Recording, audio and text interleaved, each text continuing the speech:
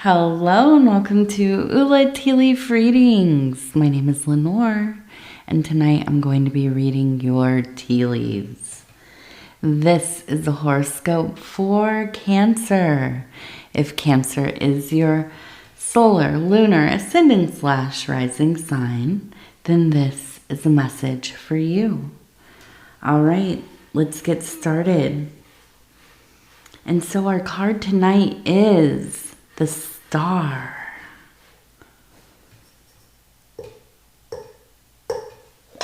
Okay, and let's see what these tea leaves have to say.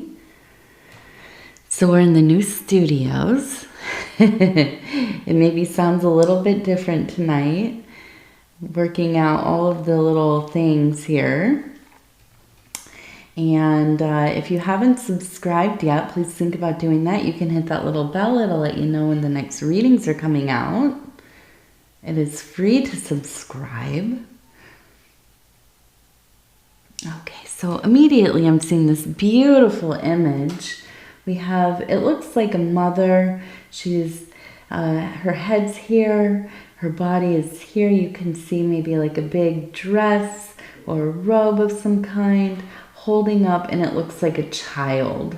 And it really does look like such a beautiful image of, you know, just kind of the enjoyment of that maternal, or it could be parental, or paternal. I was going to say parental. No. Paternal. And it could be, you know, either of those energies, but either way, it is a sign of a joyousness that can kind of only happen when we are in touch with that inner child. When we are doing that work, we are focused on taking care of those aspects of self that still hold wonder and awe and the desire for exploration and, you know, kind of all of the things that, you know, happen when you're a kid, right? Where you want to be learning about everything. Your brain is just, you know, growing and creating neural pathways and so on so quickly. So I feel like I'm looking at this and it seems like there's just such a fertile place to be learning. I feel like you really take care of yourself in a way that it's kind of unusual, especially as we get older. But I think not unusual in a bad way, right? I should say it's a rarity. It's a rarity. But it is that you allow yourself the time, energy, applying your motivation and will so that you can continue to learn new things, do new things. You know, foster those beloved interests that you have, the passions that you have. And I think that you have probably quite a few hobbies, if not more, and things that you are, you know, just absolutely taken by. You know, I always imagine Cancer people as being creatives in one aspect or another. And I know often when I say this, you know, these Cancer people, your people will say to me, well, I'm not an artist. I don't feel like I'm very creative. But it doesn't have to be art or crafts or anything like that. I mean, it could be that you are, you know, maybe you're a coder, or maybe, you know, you are building houses, or, you know, you are you're in the trades in some way. You know, I mean, whatever it is, you have a mind for building, for creating, innovation, you know, making something, you know, that I don't know, maybe, I don't know if maybe you grew up around it, or you're one of these very interesting and unique people that always kind of have projects going on, you know. I noticed this about people, I think it's one of the first things I notice about people in life. And I'm always very drawn to getting to know people who always have things. And it doesn't have to be anything big, but they like to tinker. They like to, you know, oh, I don't know how to do this like home improvement thing. I'm going to go learn about it, you know. And this is the Cancer energy, wanting to know the ins and outs of a lot of different things. And so I look at this and I think, yeah, this is definitely that energy. And you are your biggest champion, right? Which, you know, we might think of that as being kind of like, I wish somebody else was cheering me on. But ultimately, who's going to be with you for your whole life? Yeah, that's you. So we have to learn how to be our own cheerleaders, you know. That's not to say that you don't have people in your life that are excited for you and proud of you and all of this. But I think that you're just somebody who absolutely, you can, if you had a week off, right, from doing all your other stuff, I don't think you would waste too much of it. I think you would be spending a lot of time on your hobbies, on your, you know, your passion projects, fixing that thing, or, you know, getting started on something new. And so I feel like this is a time of great creativity. And I do keep feeling like this is, you know, almost like you are, I don't know, maybe it does feel like building keeps coming through to me. And it just seems like this is a time of year where there's just a big push towards, okay, let's do this next thing. Let's get this thing going for this next season that I'm going to be going into. You know, if you are in the northern hemisphere, we're going into summer soon. So I can imagine you're probably out here, you know, getting all of your things ready, whatever it is that you like to do during summer. For me, it's gardening, you know, and that's my big thing. I'm getting ready to do. After I get done with the studio and house stuff, getting it sorted, and that's the thing. We're in the new studio, so it's going to take some time to get everything together. But, you know, then it's the garden. Oh, yes. And I look forward to it. But, you know, I think that you have something kind of brewing. I can see that, you know, the wheels are turning in your planning. And I think it's going to be, you know, a real labor of love here. And honestly, what's better in life than when you find something that you're just really into? You're just, it transports you, you know, absolutely.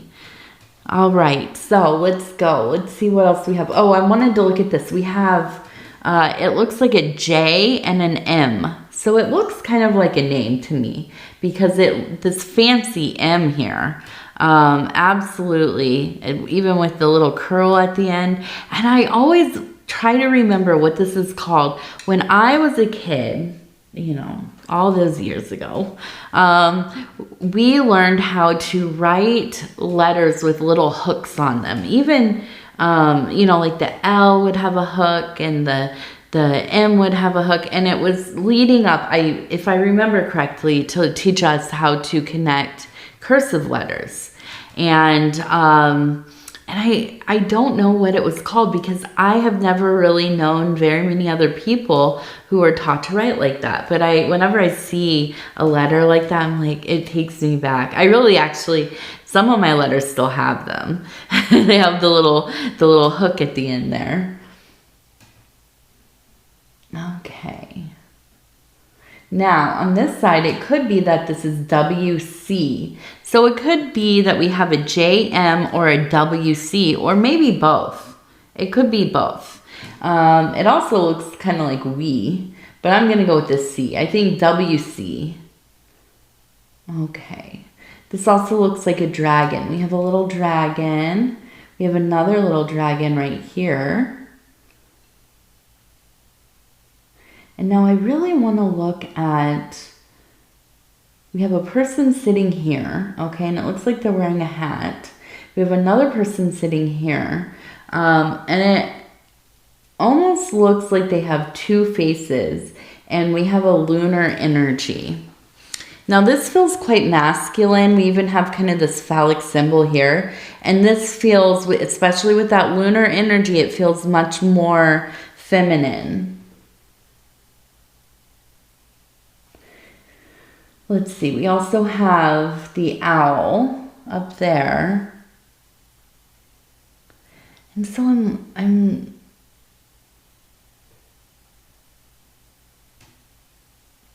almost feel like we have the dog too. So we have almost a Diana energy. We have Diana energy, but she's seated, which you never see her seated. And we have, and this really feels like we have the goat, we have a child here kind of touching the foot. And so I almost feel like this is kind of the archetype of like maybe the cruel father, almost kind of a Saturn type character. Very kind of emotionally unavailable, icy even, very kind of strict and harsh with the words. And I feel like there's almost a sense of really trying to please this figure, spending so much time trying to do something, anything to make them happy. And I think in some ways, becoming a people pleaser because you were always kind of concerned about, not making this person angry or upset because you knew it would kind of ruin the atmosphere of the home. And I feel like this is in childhood. Now, I think this person was probably something like a Capricorn, maybe attributes of a Capricorn, maybe a major Capricorn placement, maybe, solar Capricorn. But, the thing is, I don't know that this person was overly cruel, but I do think that there was just a sense of kind of like, almost what we would call like emotional neglect now. Maybe as a child or, in the context of the time, this was just kind of how some dads, not all dads, some dads were, right? Just kind of out of the house a lot. When they were home, they kind of were doing their own thing, not super involved with the child raising. But when they were, it was usually when somebody was in trouble, or maybe they were having you come do chores or, something like this. So I do think that you've learned a great work ethic from this person, but I think mostly it came from a place of really trying to do anything you can to relate to them, to please them, to make it, to be in their favor. And in those little moments when it happened, it was kind of like, oh my gosh, like the sun, the light, the sun is being shown upon me. Now I think the mother figure over here, I have this feeling of very earthy, but also in kind of a very like tough woman in a lot of ways. Maybe had like a really kind of difficult upbringing. Could be quite, what's the word? Could be quite harsh about truths of things. Not always really good at like cushioning the reality. of the situation. Okay. And I think though that this came from a place of not wanting to really lie or hide too much from the kids, right? And I think it was kind of more of like this is the reality of life, and this is how it is, and you know, but this could be almost kind of the illusion of things just taken away, you know, and that's not a terrible thing, but it can be something that is alarming, right? It's very confronting. And what I'm thinking of is when maybe like a companion animal passed away, and, you know, not being told something like, oh, they went, you know, to the farm, right? But yeah, they died, and, you know, that's what it is. And we have to kind of, you know, mourn and then get over it and move along, get on with our life. And I don't think that that was necessarily a bad thing, but I think that in some ways it is made it hard for you to sometimes be soft with other people. Because I think you grew up around kind of very like pragmatic and maybe a bit stoic, but very kind of like stern and sharp people. And, you know, I think in times there was just a real fear of not being protected from this kind of, well, and it's kind of that existential dread, or the kind of cosmic horror of life. And I think this is kind of why like a lot of like Victorian horror is so scary, because we think of these times, and in that period of time there just wasn't people lived hard lives. You know, there wasn't a lot of tenderness in things. It was there, but it wasn't super overt, right? Life was rough. And the monsters that were created during that period of time were things that seemed like they could seamlessly show up in our lives, you know, kind of that, you know, that stranger at the threshold, the shadowy and scary and eternal horror that there is.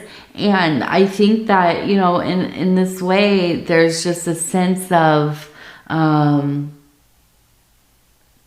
you know, it just being like a household where maybe there wasn't a lot of I love yous. Maybe there wasn't, you know, a lot of like, you did a great job, good job, you know, whatever. Now, I don't think that, you know, I think that they obviously tried to take care of you. You know, they showed you through their actions that there was love and care there. Okay. But the dynamic was lacking in this way. And so I feel like, you know, in this time in your world, there's an opening. There's an opening for, and we have this repeated dragon. Okay, the dragon right here. And it leads me to believe that there really is this time in your life where you're interested in connecting with that fire energy, that passion, that ability to be more emotive, to share with your children, your grandchildren, how much you love them, how proud you are of them, you know, to go along with the stories and make life magical. And yeah, if the family companion, beloved pet passes away, then yeah, we're gonna say they went to the farm. You know, it doesn't have to always be so, so what? I just painfully true, right? And you know, that's not to say I'm not trying to come down on your family in this. You know, I think in some ways I grew up in a house that wasn't exactly like this. It was, you know, there was you know, whatever. I'm not going to get into it. But yeah, it had its own problems. But, you know, sometimes I wish that things just were said as they are, you know. And that was my thing, is that always trying to figure out what was in between the words, what was the real meaning, because it was hard to know. So, you know, in some ways it could be like, yeah, well, it's nice to know where everybody stands on things. It's nice to know what everything is. But at the same time, it's kind of like, you know, I wish that there was a little more softness. And I think, you know, you really are very focused on finding your way to being that softer being, to being able to allow yourself to share that with people, you know, without feeling like, okay, this is too vulnerable. I'm feeling this is too much. So, you know, it is in baby steps. It is in baby steps. We can't just turn it all on at once, you know. For me, a big thing is that I just have been learning how to deal with things like insecurities, right? By just kind of owning as much as I can. You know, some things we don't, it's hard and it takes time and maybe we never get there. But, you know, like for me, like one thing, somebody said on one of my pictures, like, oh, you should smile, or why don't you smile, or, you know, whatever it was. And it's always been difficult for me to talk about it because you know, when I was a kid, I didn't have proper dental care for a long time. And then I just, you know, I didn't take care of my teeth as well as you know, and it just became a problem for me. I had a lot of dental work and stuff. And even though everything's cool now, everything looks good now, it's still, you know, it's something that lingers. And I worry about smiling. Do I look weird? Do my teeth look weird? You know, all of that. And it was hard for me to ever talk about that. You know, I don't know. For some reason, teeth are just something that we, you know, it can be, if you have any differences or you know, problems with it. I mean, it's one of those things, you know, that it can be very embarrassing. And so, yeah, just kind of leaning into it, being real. And, you know, and so it takes time though, you know, and I think that even in learning how to express how you're feeling, to be able to be in that moment and say it, can be difficult, you know, and again, that vulnerability. But I think that when you are drawn to this work and you say to yourself, you know, something has to happen here, because I find myself getting into these places where I'm really shut off. I keep it really, you know, like buttoned up and hidden as best as I can. Nobody wants to hear it. Nobody wants to hear my problems. Nobody wants to know how I feel. They're going to think that I'm weak, or, you know, whatever it is. When we get that tickle of like, hey, maybe it's time to try something a little different. Maybe I won't feel like I'm having a friggin' panic attack every time. Every time something happens, because I'm trying to keep it bottled up, sealed in, don't let anything leak out. I don't want anybody to see me like that. Why not? We all feel things. We all have our moments, and so it's important work if you are called to it. And this is what I see. I do. I feel like there's a sense of really kind of being pulled outside of that walled off area, but going slowly, right? We're talking about a little crab here, doing your little crab walk, right? Take it easy, go slow. All right, let's see. Now we have a 4 and a 1. So we have 41.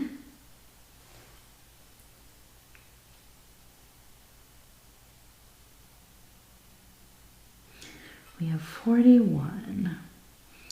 We also have looks like, I'm going to say this is, it looks like a little horse to me. Maybe a little horse. And it looks like maybe another one right over here. And I think just kind of hanging out, there's no sense of urgency. Kind of in a restful state. And we do have this wand again. So I do feel like, I almost wonder if there is a person in your life who you've been,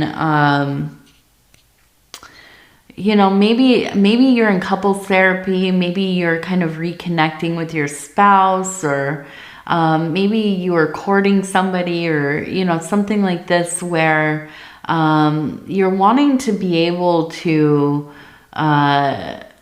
get to a deeper level with them.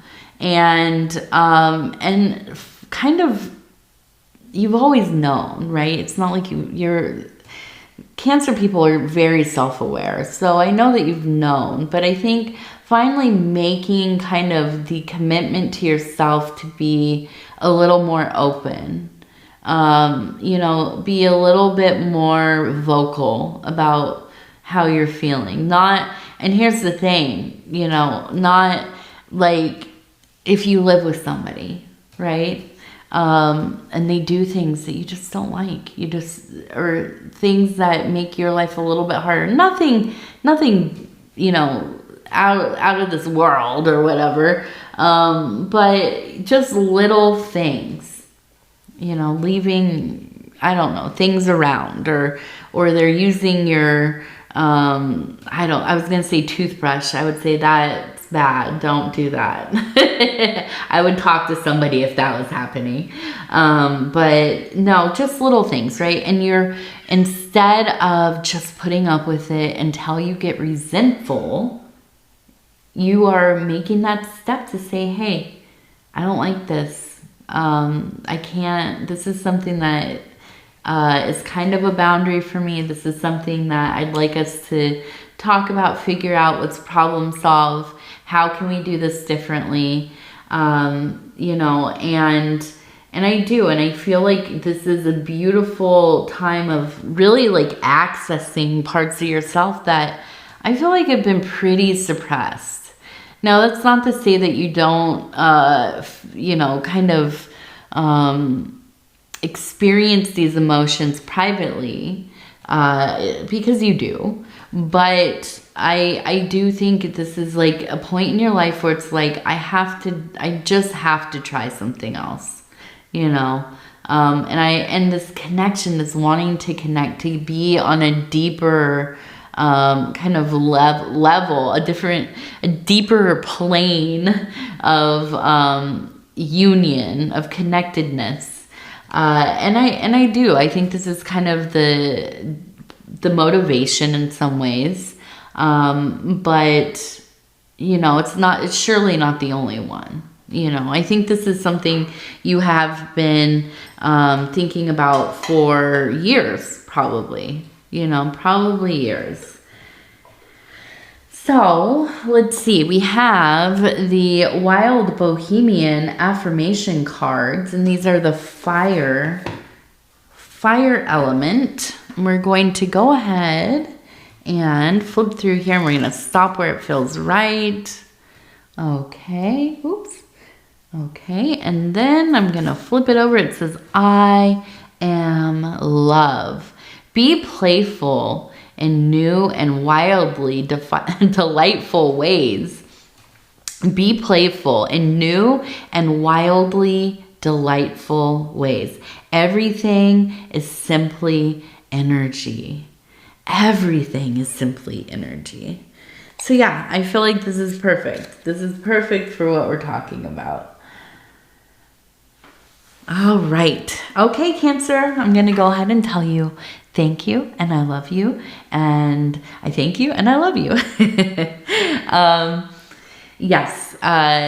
So new studios, working out some things. I appreciate you for sticking around, and if you would be so kind as to like the video, it really does help the channel so much. And if you have not subscribed yet, please think about doing that. You can hit that little bell. It'll let you know when the next readings are coming out. It is free to subscribe. Oh yes, if you'd like to leave a comment, please do. I would love to hear from you. Yeah. Yes. I took 2 days off to do all the moving, and I feel like I've been gone for a million years. And now I woke up in this whole different studio. So, yeah, I don't know. I'm super excited about what's going to be happening. I'm hoping that as our schedule starts to get worked out a little bit better, I'm able to, I want to do some guided meditation videos. I'm going to start a different channel for that. And really, I've been talking about it for the last year, but just the way that things have been with the schedules. And shout out to my husband, Dove and Serpent Tarot. His name is Paul, of course. He's amazing, an amazing tarot reader, and just an amazing person in general. All of the hard work helping me get this studio set up and everything else. He's just great.